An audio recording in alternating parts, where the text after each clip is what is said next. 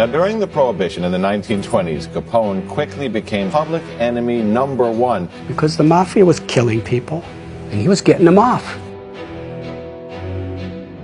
He ordered the murders of scores of people. The only thing these guys would do would be to respond with violence.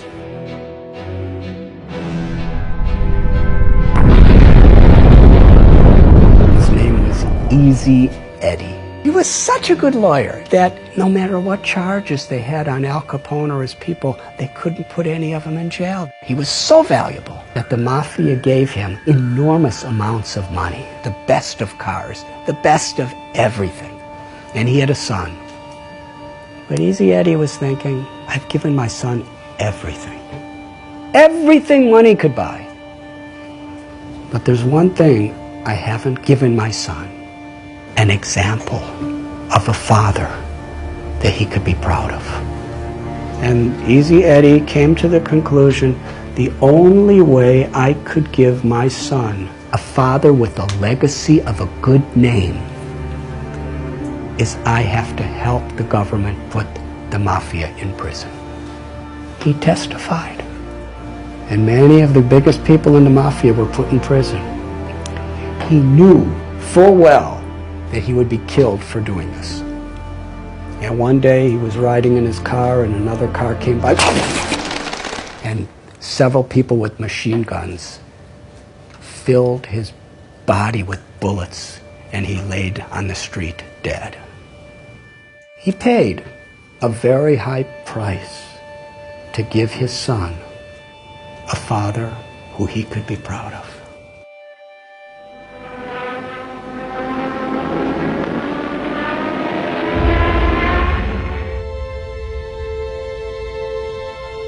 There was a man in the United States Air Force during World War II. He took off from his ship to go fight against the Japanese. He saw about 9 Japanese bombers coming toward the USS Lexington to sink the boat, and there were thousands of people on the boat. He was alone, and he decided, I have to stop them. So he single-handedly charged at these 9 airplanes and was shooting and shooting and shooting, and he actually had 2 of them fall into the ocean. And then he ran out of bullets, and they were shooting at him and attacking him. And he was so fearless that he was flying at these different planes that were shooting at him, and he was knocking off their wings. And finally, after 5 of the 9 sank, the other 4 thought, this man is completely crazy, let's get out of here. And they all flew away.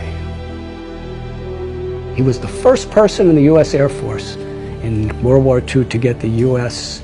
Congressional Medal of Honor, the highest award there is. His name was Butch O'Hare.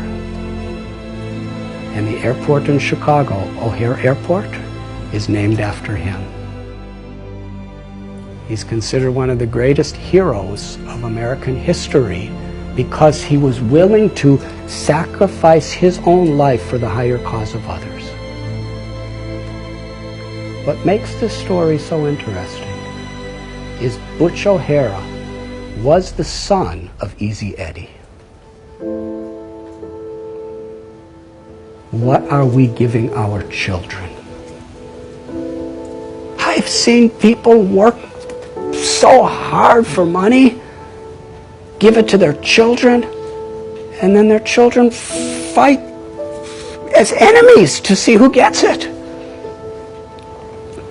Is that the legacy? Is that fulfilling life?